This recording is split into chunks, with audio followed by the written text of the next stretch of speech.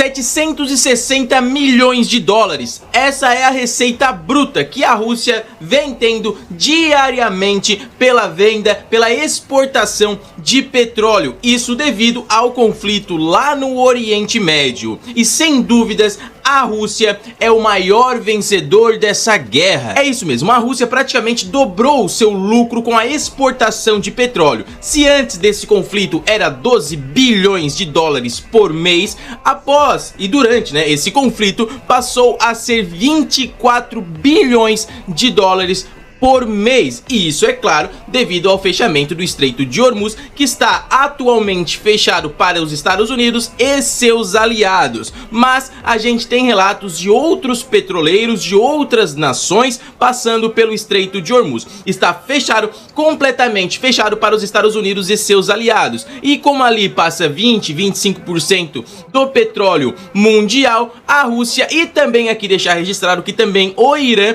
porque os Estados Unidos tirou grande parte das sanções sobre o petróleo iraniano e principalmente da Rússia por conta do fechamento do Estreito de Hormuz. Como o Estreito de Hormuz está fechado, iria alavancar muito o preço. Donald Trump foi lá e isentou pelo menos aí por 30 dias as sanções que a Rússia vinha sofrendo. Então, como a Rússia não sofre mais sanções sobre a venda do seu petróleo, ela consegue vender seu petróleo mais caro, até mais caro que antes da guerra, até porque o petróleo hoje está mais caro. Então a Rússia vem lucrando cada vez mais e muito disso é culpa, responsabilidade de Donald Trump. E a gente fala dos russos atualmente, também temos que aqui citar a Ucrânia. Para a Ucrânia, ver esse lucro dos russos é péssimo, até porque sabemos que quanto mais a Rússia lucra, mais seus esforços de guerra aumentam sobre a Ucrânia, até porque esse foi o grande fator que levou Zelensky e os países europeus a colocar sanções à Rússia,